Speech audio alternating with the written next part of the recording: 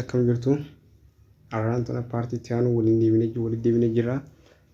Gamonumaan wanni isin daamaduu jiraate chaanala keenya restriktii nurraa kaasuuf subscribe, like, share godhuudhaan nu cinaa dhaabbadhaa isiniin jenna.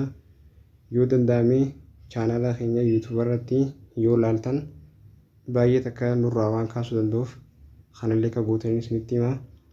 Gamonumaan gara mata duree keenya irratti haa dabarru. Mata dureen keenya har'a maal jedha? Nomenclature of alkenes. Moggaasa maqaa alkeensii jechuudha. At the end of this section, students will be able to use our packet rule to naming straighten the branched chain alkenes. IUPAC rule dhaan straight fi branch illee haa qabu maqaa isaa moggaasu jedha. Alkenes can have common names as well as IUPAC names. Alkiniin common name akkasumas IUPAC name dhaan maqaa isaa moggaasuu dandeenya jechuudha. Common name of alkenes are obtained by replacing the ANE of corresponding alkane with YLEN as illustrated below. Common name alkenes dha argamu bakka buusuu EN kana bakka buusuu akkuma EN isaa kana maaliin bakka buusu YLE dhaan bakka buusuudha jechuudha. YLE amma alkeen jennu boota alkeenii kana YLE yeroo asitti daballee maal ta'a alkeenii ta'a jechuudha. Akkasuma illustratiin asii gadi kun illustratiin fakkiin asii gaditti jiru kun akka nu agarsiisutti Italiin amma inni kun double bondii qaba. Amma yoo double bondii qabaannee takka ta'e alkeen jennu yeroo kana double bondii qaba alkeenidha. ANE kana yoonii fi YLEN bakka buufne maal ta'a alkeenii mataa jechuudha. Yeroo kana parent name kaarboonii hangam takka as keessatti argamaa waan jirudha. Itiin immoo kaarboonii lama saffiksiin isaadha. Maxxantuun duuba YLEN dha jechuudha.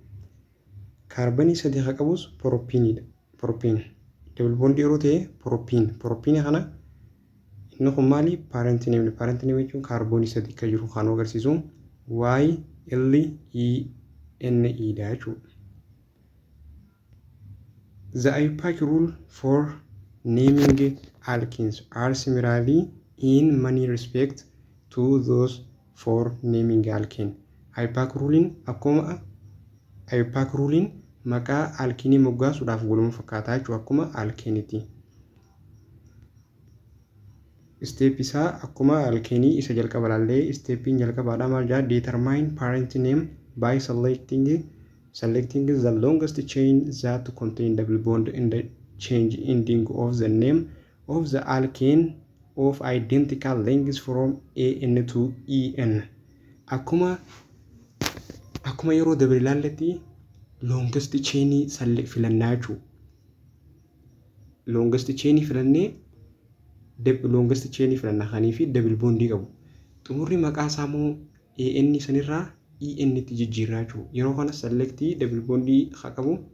Double bondii qaba. Double bondii haa qabu kun EN dha. Alkeenii dha.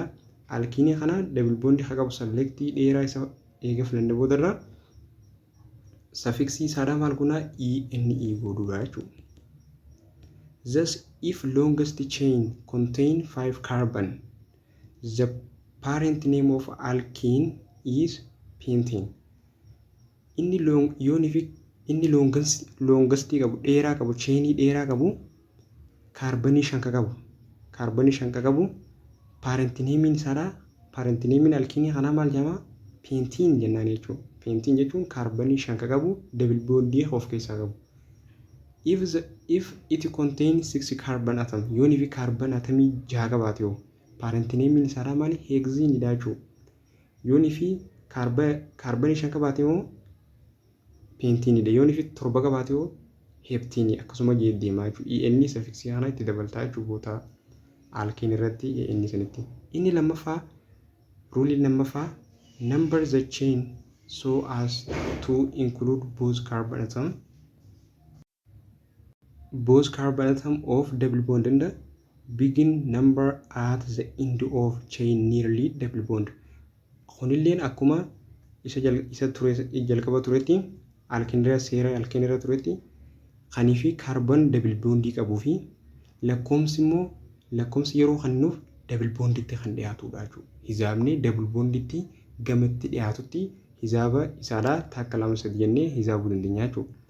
Designated two located of double bond by using the number the first atom of double bond as locant. Iddoon double bond in argamu san maal fayyadamna first atomii double bond san fayyadamna jechuudha. The locant for alkene suffix may precede parent name or place immediately before suffix. Alkene suffix dura harufu suffixin ka dura dhufu parent name dha jechuudha. Parent name tu suffix dura dhufa. Amma waliin ilaallu example kanarratti inni kun straight chain dha jechuudha. Branching qabu kanumaafu inni kun akkanuma filatama. Yeroo immoo hisaabnu double bond itti dhiyaatu irraa kana jechuudha. Double bonding ka dhiyaatu amma kun yeroo asirraa taa kennee qoodhaaf double bond irraa ni fagaata. Kanaaf double bond itti dhiyaatu kanarraa kana jechuudha. Yeroo kana akkam jennaa double bonding carbonii takka farratti attach ta'ee jira. Yeroo kana waan buuteen jennaan. Waan buutiin jennaan jechuudha. Maaliif akkanatti achi hin hisaabnu maaliif irraa fagaata? Kanaaf note 3 buutiin jennu lama 1 2 3 4 taami. 3 buutiin hin jennu jechuudha maaliif irraa fagaata waan ta'eef. Kanulleen akkasumatti takka lama sadii afur shan. Sorry.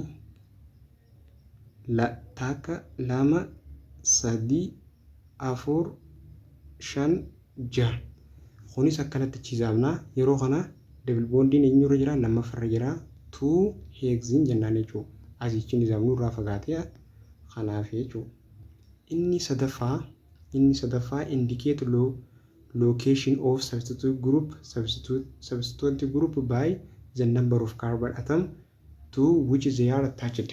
Inni sadaffaa immoo attachii branchiin bakka itti argamu agarsiisu jechuudha lakkoomsaan by number carbon atomidhaan. Carbon atomii kamirratti attach ta'ee jira branchii waan jiru san agarsiisu.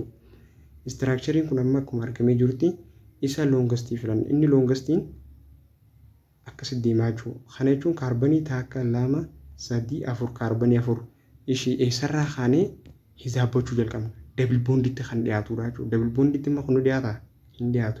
Maaltu jidduu jira bondii takka carbonii takkaa jidduu jira. Kanaaf asitti yoo asitti takka lama ishii takka lama wal qixaa jechuudha. Amma yeroo kana maaliif gamanaachi hisaabne? Wanni gamanaachi hisaabneef tokko biraanchii asitti argamtu tanaa jechuudha. Yeroo kana asirraa kaanee hisaabna. Takka lama sadii afur jennee. Yeroo kana biraanchiin eenyurra jira lammaffarra jira. 2 methyl methyl jiraachuu kan carbonii takka sanbooda buuteenii kun yoo double bondiin eenyurra jira lammaffarra carbonii lammaffarra jira 2 buutiin jennaan jechuudha. Inni kunis akkuma isa jalqabaa san 2 methyl 2 buutiinidha. Maaliif carbonii takkaffaa carbonii lammaffarra ittiin takka jira. Isuma kana bondi laayiniidhaan bakka buusee jechuudha. Inni itti aanu inni kun longest filannama isa kana keessaa. Takka lama sadii afur shan jaha. Jahami inni kun longestidha. Yeroo kana biraanchiin ammee isaa keessatti argama. Biraanchiin lammaffarra ni argama. Shanaffarratti ni argama. Shanaffarratti ni argama. Yeroo kana shanaffarrattii fi lammaffarratti argamu eenyu miiteenidha. Yeroo kana lammaffaa fi shanaffarratti argamu daay haifanii gootee daay miiteenii lamaatu shanaffaa fi lammaffarratti argama. Sanboodarra inni kun abbaa kaarbonii jaati. Abbaan kaarbonii jaanyu heegziinidha jechuudha. Inni kun heegziinuma kana maaliin bakka buusee bondi laayiniidhaan bakka buusee jechuudha. Inni itti aanu kun amma akkuma kaanitti takka lama sadii afur shan jaha jettee deemta. Bondiin asitti waan dhiyaatuuf jechuudha double bondiin. yeroo kana shanaffaa fi shanaffarratti meetinii lamaatu argama. Meetinii lamaatu argama. Daayimeetinii shanaffarratti argama. San boodarra lammaffarratti immoo double bondii jira 2 hexane ta'an jechuudha. Inni kana ammaan tana adda ba'uu qabu. Akkuma gaafii isa duraa salaalletti asii fi asiinis walqixa double bondii jidduu kanarra jirti. Eessarraa hisaabuu qaba? Bootaa alkiinii kanarraa hisaabuu qaba jechuudha. Bootaanii fi kaarbanii haayidroojiniin takka baatee alkiinii kilooriin dhufe kana jechuudha. Yeroo kana kilooriiniin takka farratti taayitee jira. 1 kilooriin 2 buuteen. Buuteeniin 2 buutiin jechuun double bondiin lammaffaratti argamaa jechuudha. Many older names for alkenes are still commonly used. Maqaalee alkiinii hangammatti itti fayyadamaa jirra jechuudha. Is old name. Ethene is often called ethylene. Ethiniin maal jedhamee yaamama? Ethylene. Akkuma reemuun tana bootaa EAN YLE buusnee sanitti YLENE. Propiniinis propylene. 2-methylene propiniin akkasumas maal jedhama? Isobutane jennaan jechuudha. Isobutane. Condensed structure amma kana jechuun meetinidha jechuudha. Ethene. Inni kun ammoo propine yeroo kana 1 butiin 1 ethene 1 pentene. Inni kun akkasumatti takka 2 3 akkatti nizaamnu takka 2 3 jechuudha. Akkatti nizaamna 1 pentene jennaan jechuudha. 1 pentene 2 methylene. Methylene 2 irratti argama. 2 methylene 1 pentene jennaan jechuudha. Inni kunis akkuma bondiidhaan bakka bu'e malee isaanuma kana bakka bu'an jechuudha. Ethane propene 2 methyl propene dha jechuudha. Bond double wanumaan bakka buuse jechuudha. Condensed structure. Rule number 4. 2 frequently countered alkyl group are Weyl group and oily group. Weyl group jechuun ethene irraa ethylene irraa yeroonii fi haayidroojiniin takka baatu jechuudha. Ayil jechuun propine irraa yeroonii fi haayidroojiniin takka baatu jechuudha. Isin galee kun ethene irraa kaarbooniin takka ba'u, kun ammoo propine irraa kaarbooniin takka ba'u asirratti ni agarsiisa. Using substitutive nomenclature, the Weyl in the aryl group called ethylene. Ethylene eenyu? Weyl dha jechuudha. Kana jechuun haayidroojin irraa kaarbanii macarashaa tanarraa haayidroojiniin takka ba'u. In the propane prop 2En 1Yl. Kana jechuun ammoo ayil dha jechuudha. Kana jechuun propine irraa haayidroojiniin takka ba'u jechuudha. Example illustrated how to named are. Isaan kana maqaa akkamitti murteessinaaf jechuudha. Amma asitti brominiin amma takka 2 3 kaarbanii 3 kaarbaniin 3 abbaan kaarbanii 3 asitti kaarbanii 2 kaarbanii takkaa fi 2 jechuudha. Abbaan kaarbanii 2 eenyu? Etheenidha. Brominiin ammoo isarratti attaachitee jira. Bromo etheenidha jechuudha. Yeroo kana etheniin maali? Weyl. Weyl bromide jettaan jechuudha. Asitti immoo CH2 kaarbanii takka jirti san boodarra saayikilii jira jechuudha. Yeroo kana ethylene jettaan. Ethylene isaan kana saayikiloopiropaayiniidha jechuudha. Saayikiloopiropaayinii. Inni itti aanu kaarbanii takka jirti kan booda kaarbanii takka jirti 3 kaarbanii 3 san boodarra sadaffarratti eenyu jira? Takka 2 3 sadaffarra eenyu jira? Kiloorinii 3 kilooropropaayin jennaan. Inni kun propiniin eenyu? Alkyl chloride jettaan jechuudha. Inni kun ammoo kaarbanii takka kaarbanii 2 kaarbanii 3 inni kun maali? Kaarbanii 3 qaba propyliidha jechuudha. Propine san boodarra kaarbanii 6 walii gala 3 saayikiloopiropaayinii maaliif? Sarkilii waan ta'eef.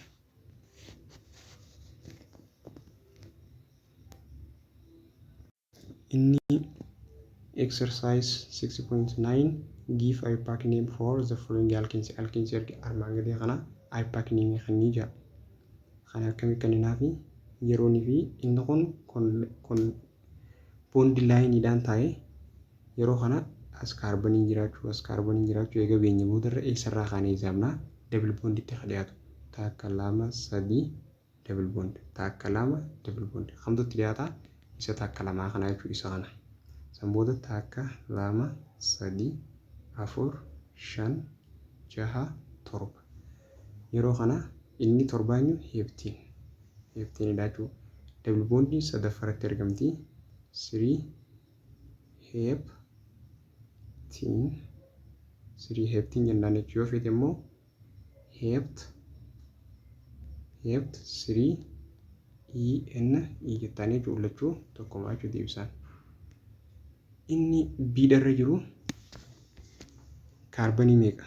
Takka lama sadii afur shan jaha hangasitti afur shan jaha walqixaa isaan kan lamaan keessaa tokko filannaa rakkoon qabu lachuun yeroo kana double bonditti dhiyaatu si as yeroo kana takka lama sadii afur shan jaha abbaan kaarbonii jaha heegziinidha jechuudha. Double bondiin jira heegziinii jennaan jechuudha.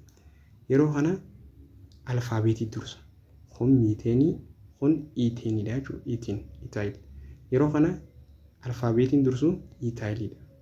Iitaayiliin afuraffaratti argama. For iitaayil san boodarra 2 miitaayil san boodarra abbaan kaarboon jaa heegs 2en yoo inni ta'a yoo feene immoo 4 iitaayil 2 miitaayil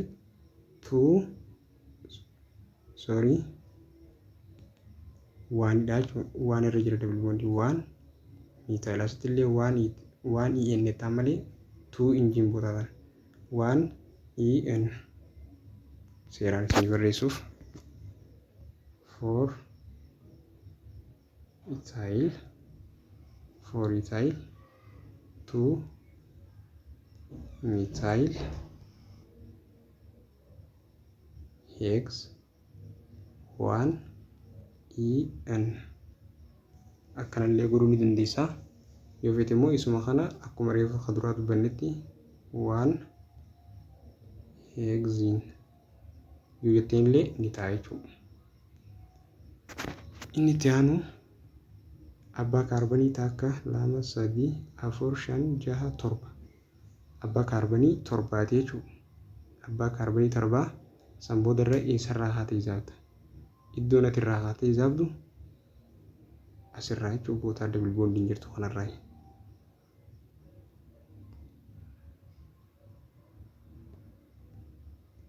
Bootaa double bondiin jirtu kanarraa yeroo kana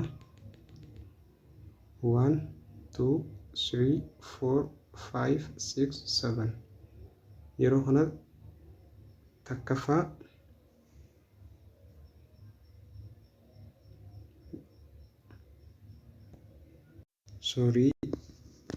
inni asirra jiru kuni loongastiin isaa yeroo inni fi ijaabnu double bondiin as jiraami CH3 asitti argama.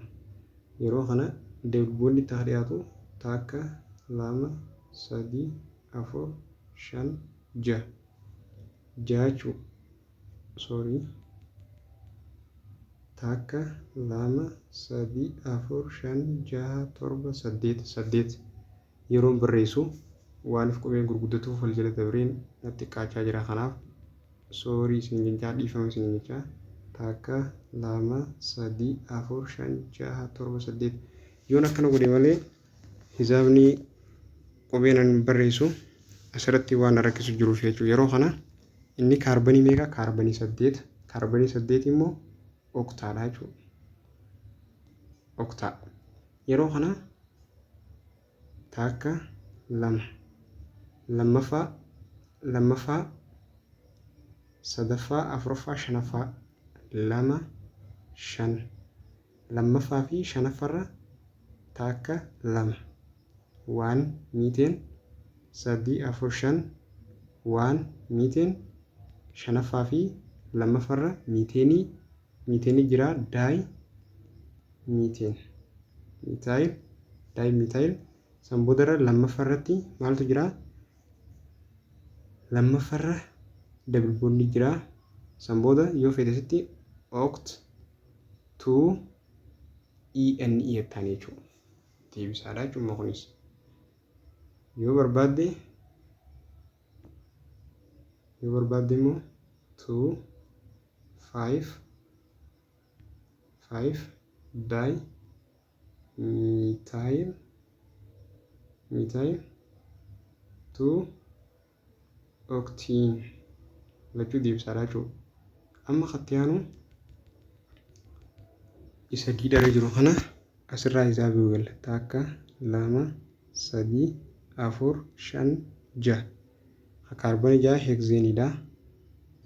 hexenidha takka 2 3 4 5 shanaffaa fi lammaffaadha kunillee takka 2 sadaffaa fi shanaffaa 3 5 di methyl inni kun kaarboonii meeqa 6 lammaffaarratti argama 2 hexene jennaan jechuudha. 1 hexene sorry 1 irratti double bond hin argamu waan ta'eef 1 hexene jennaan. Okay, physical property of alkenes. Physical property of alkenidha. Physical isaadha. Physical state keessa ilaaluun. Physical state keessatti kaarboonii 2 hanga 5 warri qabu gaaziidha. Kaarboonii 5 hanga 16 warri qabu liquididha. 17 hanga 9 immoo solididha jechuudha jajjaboodha. Sadarkaa physical state keessatti BP keessatti yoo BP jechuun boiling point hanguma kaarbooniin dabalaa deemu boiling pointiin dabalaa deemaa jechuudha. Solubility keessatti yoo alkiiniin bishaan keessatti hin bulbulamu garuu natural organic keessatti immoo ni bulbulama jechuudha.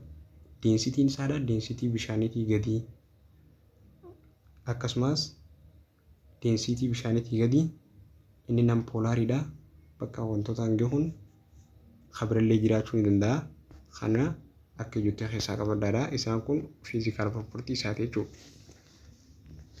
Isomerism of alkenes.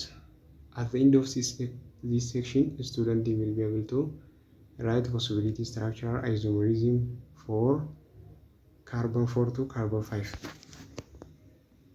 Dhuma boqonnaa kanarratti structure isomerism buuteenii fi penteenii barreessuu danda'uu qabdan. Define geometrical cis and trans isomerism isaanii geometrii barreennuun cis and trans jechuudha isaan kana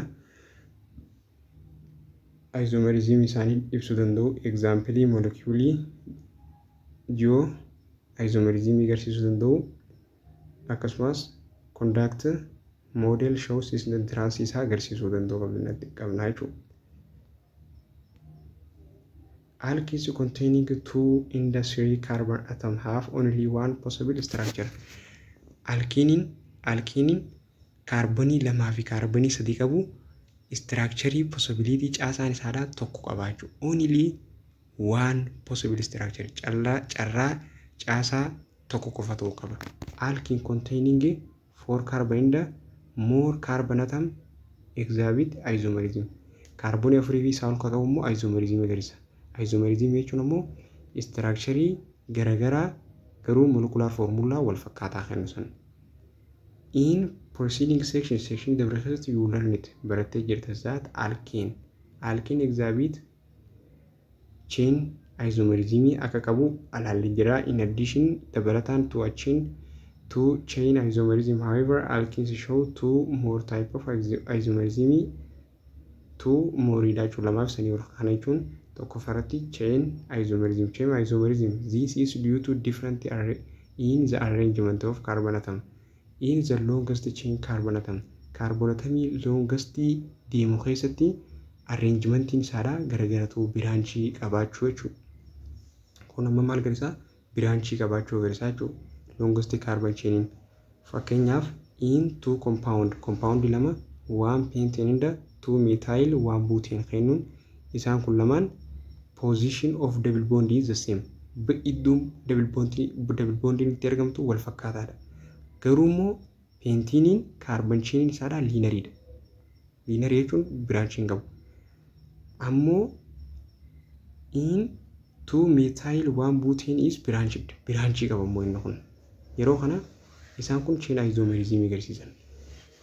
Different arrangementii agarsiisanii garuu immoo double bondiin immoo iddoo wal fakkaatatti argamaa jechuu isaan lachuu ta'uuf. Thus 1 pentane in the 2 methyl butane is contain chain isomerism qaban jechuun isaan lachuu. Maaliifii arrangementiin isaanii garagaraa double bondiin immoo iddoo wal fakkaatatti argama.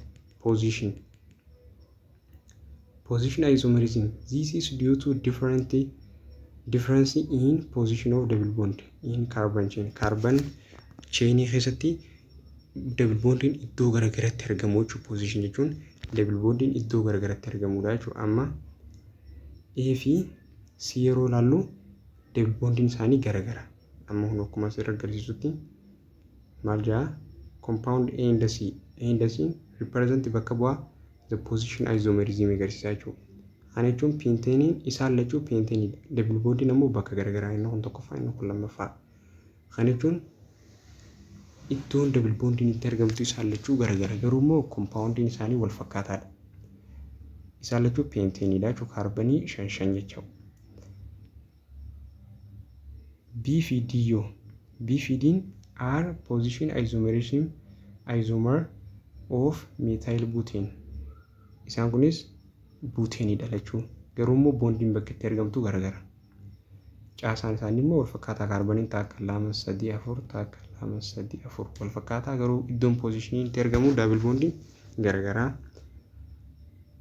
Akkasuma A fi A inda B'nis yoo ilaalle A inda B'n double bondiin iddoo wal fakkaataa caasaan isaanii immoo garagaraa jechuudha. Kun biraanchii qaba, kun biraanchii hin qabu. Chain isomerism qaban jechuun isaa walumaa galatti. Geometrical isomerism. This result from difference in the relatively partial arrangement of atom or group about double bond. Double bond irratti hundaa'uudhaan difference arrangementii garagaraa qabaachuu jechuudha. This isomerism exists because free rotation about double bond is not possible. Kan wanni ta'eef double bondin free rotation carraa bilisaan socho'uudhaan naanna'uudhaan double bondin waan kennuuf hin dandeenyeef jechuudha. Waan kennuu hin dandeenyeef arrangementiin isaanii garagara ta'a jechuudha. To differentiate geometrical isomerism kan adda baasuudhaaf guyyuus ni fayyadamna. Prefixii cis jechuun the same jechuudha. If two similar group are the same side of double bond. Gruppiin wal fakkaataan jechuudha.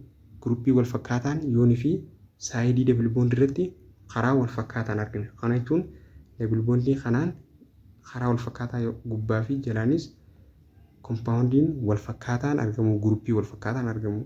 Trans jechuun ammoo when two similar gruppii wal fakkaataan lama opposite side ta'u.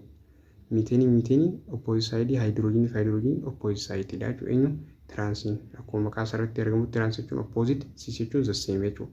The same across yookaan opposite. Geometrical isomerism asirratti buuteen irra agarsiisee jira jechuudha. Not all alkenes have geometrical cis and trans isomerism. Alkiinii hundaa miti geometrical cis and trans kana qabu alkiinii hundaa miti. Alkenes cannot have geometrical isomerism. Geometrical isomerism qabaachuu hin danda'u. If two identical group attach to any one of carbon atom linked by double bond. Carbonii double bondiidhaan wal qabate wal fakkaataa gruppii ta'e kamiyyuu keessatti hin argamu jechuudha. Kaniifi isaan agarsiisan malee fakkeenyaaf pentiniin maalin qabu siisindatti tiraansiin qabu peentiniin isaan akkanaa kanaa jechuudha. Kanaaf hundi ni qabaa hin jennu jechuudha. Exercise 6.10 explain type of isomerism isaanii ibsi jira. Kana jechuun pentane jechuun kaarbonii 5 qabu. 1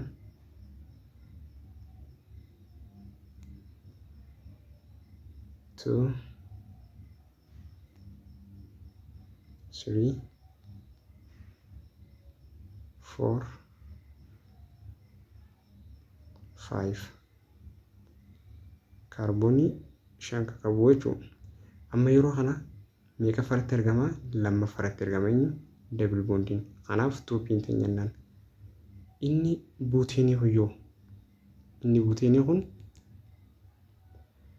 buuteenii takka 2 3 4 H3 H2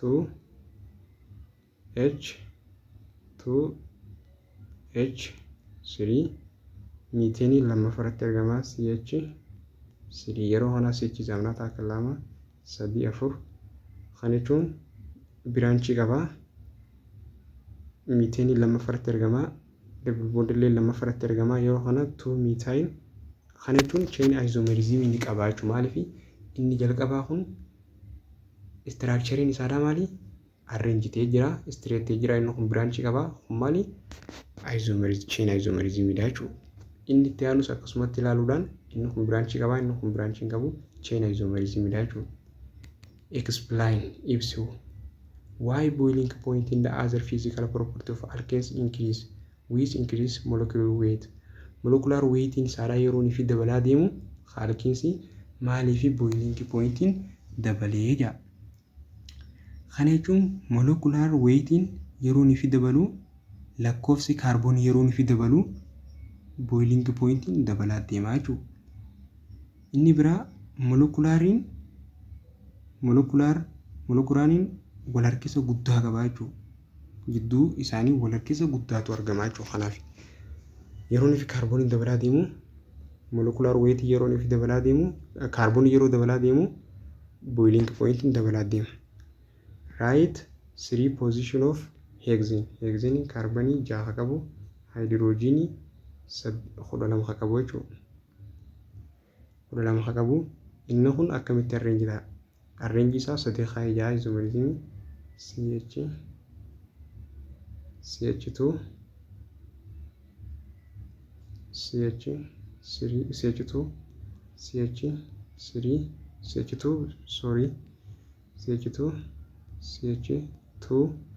takka 2 3 4 CH2 5 CH3 yeroo kana 3 5 9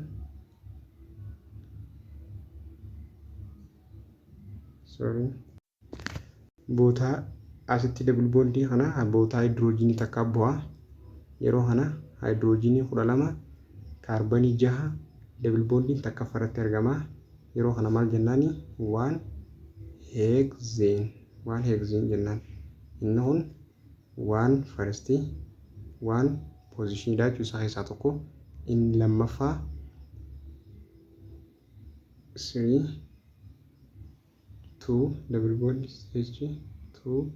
CH2 takka 2 3 4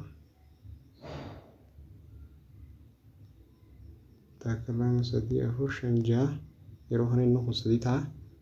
Lammaffaatti argama. Inni kun 2 hexane inni sadaffaa CH3 CH2 CH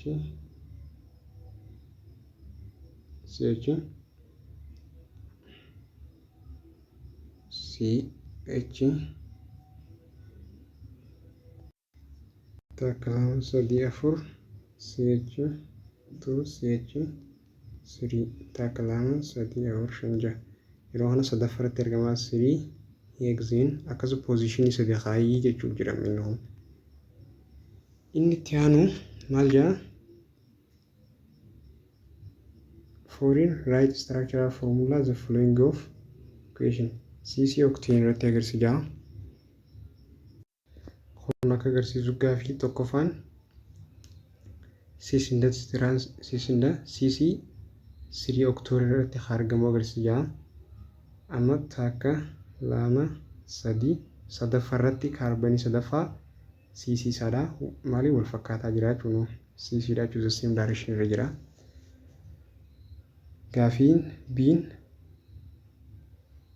1 brom 2 methyl prop 2 ENYL cyclopropene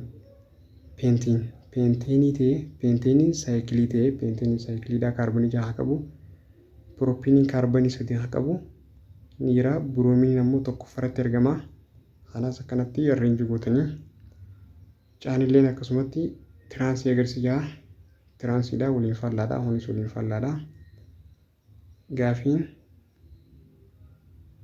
daan isa kana kunis akkasumatti sadaffaa fi afuraffaarratti miiteenii lama argama. Inni saayikilii penteenii kaarbanii 6 qabu.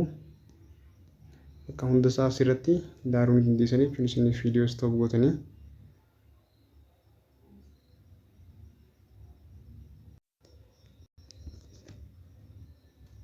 Preparation of alkenes. Alkeenii akkamitti qopheessina? At the end of this section, student will be able to explain general method for preparation of alkenes in laboratory. Laboratory keessatti meetodii maloota ittiin alkeenii qopheessinu ibsuu danda'u. Proceed ethyling in laboratory by dehydration ethanol irraa waterii baasuudhaan akkaataa ittiin ethanol qopheessinu ni ilaallaa. Produce godhuu danda'u qabdanii. Alkenes are mainly obtained during fractional distillation of petroleum when the process crackling is carried out. Alkeeniin kun yeroonii fi maal goonu yeroonii fi calalloo jechuudha. Molekiyuulota petroleemii yeroonii fi adda baasnu kanii fi argamudha. Adeemsa kun maal jedhama? Cracking jedhama. Cracking jechuun molekiyuulota alkeenii gurguddaa gara xixiqqaatti jijjiiruu jechuudha. Gurguddaa gara xixiqqaatti jijjiiruu kun ammoo calaluu adda baasuudha jechuudha. Petroleum distillation jechuun. In laboratory keessatti alkenes can be prepared by dehydration of alcohol with concentration of sulfuric acid or aluminum oxide. Dehydration means remove of water. Dehydration alkoolii sulfuric acid wajjin walitti dabaluudhaan waterii irraa baasu jechuudha. Akkuma asirratti ilaallee garuu general reaction yeroonii fi sulfuric acid irratti daballu alkoolii fi hydrogeniin waterii ta'anii ba'anii inni hafe raadikaalii fi hydrogenii hafe maal ta'anii alkiinii oomishaa jechuudha. Inni itti aanus hydroxide fi hydrogeniin yeroonii fi sulfuric acid irratti adeemu waterii ta'erraa ba'a. Kaan ammoo maal ta'eefaa ithiinii ta'eefaa jechuudha. Dehydration jechuun alkoolii irraa sulfuric acid wajjin maal gootee irraa baasu waterii irraa baasu jechuudha. Dehydrohalogenation of alkyl halide with a base potassium hydroxide. Kana jechuun alkyl halide beeziidhaa wajjin walitti dabaluudhaan. Dehydration means remove of hydrogen in the halogen atomii fi dehydrohalogenation jechuun hydrogenii fi halogenii baasuu jechuudha. Halogenii jechuun isaan kana irraa baasuu jechuudha. Inni irra dabaluudhaan potassium hydroxide beezii jechuun namoonni. Alkyl halide are compound of an alkyl group in the halogen such as methyl chloride, methyl bromide isaan kana jechuudha. Amma reaction kun asirratti ni argama. Yeroo kana bishaan yeroonii fi irraa baafnu bootaanii fi akkuma asirra mul'atutti bootaanii fi alkaayil halaayidii kana eenyutu dhufaa? Haayidroojiniitu dhufaa jechuudha. Haayidroojiniitu dhufaa. San booda maaltu hafaa? Raadikaal haayidroojin 3dha wajjin bootaa X kana immoo eenyu dhufaa? Bootaa Xdha. X fi pootaashiyeemiin wal dhufaa. San booda bishaantu irraa ba'a jechuudha. Inni kunis akkuma isatti pootaashiyeemii fi biroomiin amma kun bootaa alkaalaayinii kana X bakka buuseeti. Biroomiin ammoo amma elementii qabatamaati. Biyyarrii fi wal dhufaa bishaantu irraa ba'a jechuudha. San booda iitiiniin akkatti illee ni qophaa'a. Okay. Exercise 6.11 question number 1 in the above 2 method of preparation of alkenes meetodii armaawii lamaan san keessatti karaalee meetodii ittiin alkeenii qopheessinu keessatti what difference do you observe between two structure of the major reactant in the product? Garaagarummaan nuti achi jidduutti argarree caasaa reaktaantii fi piroodaaktii jidduutti. Kana jechuun wanti nuti achitti argarree reaktaantiin kan jalqabu yeroo baay'ee alkoolii fi haaloo alkeeniidha jechuudha. Alkoolii fi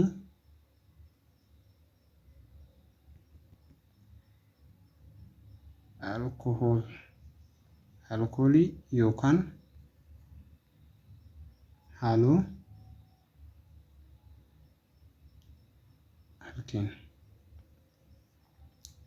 haaloo alkeen asirratti kan jalqabu jechuudha reaktaantiin. Kana booda maal godhaa? Waatarii fi HX maal godhaa? Remove godha, ni balleessaa jechuudha. Yeroo kana maaltu uumamaa? Double bondiin ni uumamaa. Double bondiin ni uumamaa. Iitiiniin ni uumamaa jechuudha yeroo kana. Piroodaaktii keessatti iitiinii uumamaa jechuudha. Double bondii yeroo inni fi alkooliin wal nyaate jechuudha alkeenii keessatti. Write complete in the balance chemical equation for each of the following reaction asii gadi kana baalaansii godhuudhaan akkasumas piroodaaktii isaa baafnee baalaansii goonaa jechuudha. Amma isa kana jechuun yeroo inni fi kanarratti maaltu ba'a? OH alkoolii fi H takkaatu irraa ba'a jechuudha. Alkoolii kanaa fi H takka irraa ba'a. Yeroo kana CH3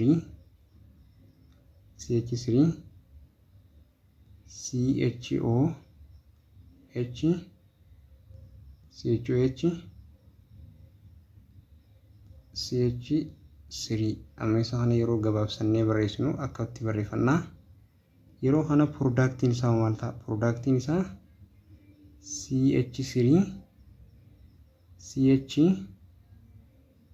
CH double bond CH2 plus water. Wateriin maal ta'a? Inni irraa bahin yeroo kana baalaansii ta'uu isaadha. Kaarboonii takka 2 3 kaarboon takka 2 3 kaarbooniin baalaansii ta'e haayidroojinii 3 4 5 3 4 5 7 3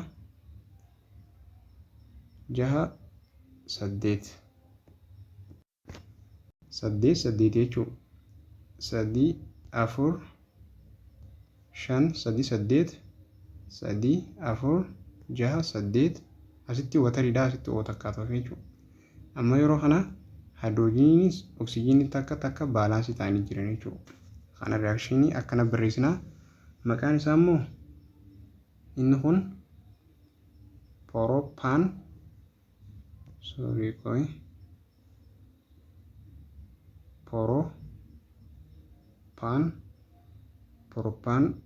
2OL reaktaantii kana haa piroodaaktii immoo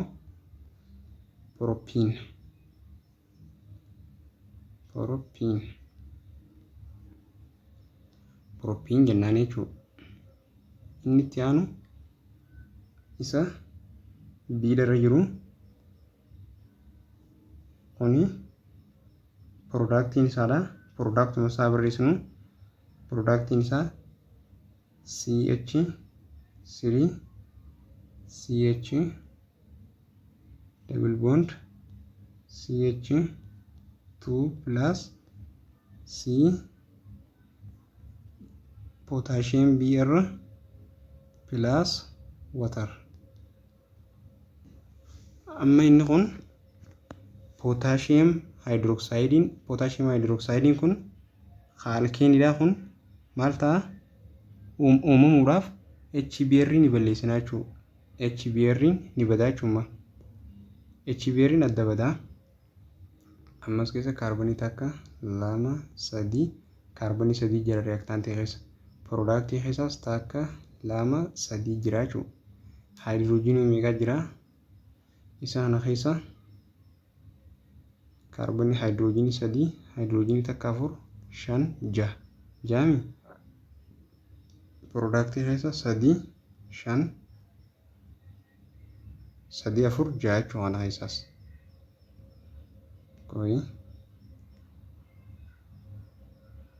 Productii damma kabarreessu jiru CH3 CH double bond CH2 plus KBr plus water 2 4 8 jechuudha. As keessatti yoo 6 7 8 jechuudha. Haayidroojiinii wal qixaa kaarbooniin 3 wal qixaa jechuudha. Br baalaansii goone jechuudha. Baalaansii equationii goone jira. Maaltu irraa ba'e? Bishaantu irraa ba'e. Br fi haayidroojiinii adda ba'aa jechuudha. Inni kun maqaan isaa maal jedhama? Inni reaktaantii irra jiru 2 bromo